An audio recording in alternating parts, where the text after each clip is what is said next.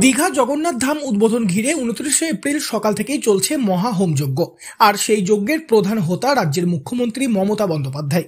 এমনকি তিনি আহুতিও দেবেন। রঙিন আলোয় মুড়ে ফেলা হয়েছে দীঘাকে। 28 এপ্রিল থেকেই শুরু হয়েছে এই উৎসব, চলবে 30 এপ্রিল পর্যন্ত। 28 এপ্রিল থেকেই যান নিয়ন্ত্রণ করা হয়েছে দীঘায়। আর তাতেই জগন্নাথ মন্দির উদ্বোধনী অনুষ্ঠানে পর্যটকের ভাটা।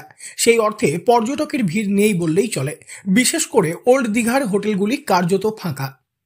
দীঘা জগন্নাথ মন্দির উদ্বোধনী যান নিয়ন্ত্রণে জেলা পুলিশের ট্রাফিক বিভাগের তরফে দীঘার বাইপাস মোড় থেকে ঘুরিয়ে দেওয়া হয় যাবতীয় গাড়ি। প্রশাসন সূত্রে খবর, দীঘায় জগন্নাথ মন্দিরের দ্বারোদ্ঘাটন অর্থাৎ 30 এপ্রিল দীঘায় কয়েক হাজার মানুষের সমাগম ঘটবে। তাই উদ্বোধনের সময় যেন কোনো রকম অপ্রীতিকর ঘটনা না ঘটে, সেজন্য আগাম যান নিয়ন্ত্রণ করে জগন্নাথ মন্দির উদ্বোধন। পর্যটক কেমন দীঘায়? এই মহৎ উৎসবে পর্যটকদের আগমনটাই আমরা ভেবেছিলাম যে হবে, কিন্তু আইনি পরিস্থিতির জন্য এই পর্যটকদের সমাগমটা পুরোপুরি বন্ধ করে দেওয়া হয়েছে। পর্যটক আগামী দিনে যারা জগন্নাথ প্রেমী, তারা আগামী দিনে বহু পরিমাণ আমাদের দীঘায় ভিড় হবে এবং আগমন হবে। এই মুহূর্তে উদ্বোধন ঘিরে যে পর্যটকদের দীঘা গেট থেকে বিভিন্ন রুটে ঘুরিয়ে দেওয়া হয় সব যানবাহনকে। জেলা পুলিশের তরফে দীঘার বাইপাস মোড়ের কাছে চেকপোস্ট তৈরি করা হয়েছে। ভিআইপি ভিভিআইপিদের গাড়ি দীঘা হাসপাতালের সামনের মাঠে পার্কিং এর ব্যবস্থা করা হয়েছে। অন্যদিকে পর্যটকদের বাসের জন্য হেলিপ্যাড ময়দান ও দীঘা বর্ডারের কাছে পার্কিং জোন করা হয়েছে। দীঘা গেট থেকে যান নিয়ন্ত্রণ ব্যবস্থা হওয়ার ফলে পর্যটন ব্যবসায়ী ভাটা পড়েছে। ওল্ড দীঘা থেকে নিউ দীঘা পর্যন্ত সেভাবে পর্যটকের ভিড় চোখে পড়ছে না। পর্যটকেরা বাসে করে এলে অনেকটাই ঘুরতে হচ্ছে, আর যার ফলে পর্যটকেরা এই দীঘার জগন্নাথ মন্দির উদ্বোধনের সময় জগন্নাথ মন্দির উপলক্ষে যে উদ্বোধন উপলক্ষে ভিড় কতটা রয়েছে?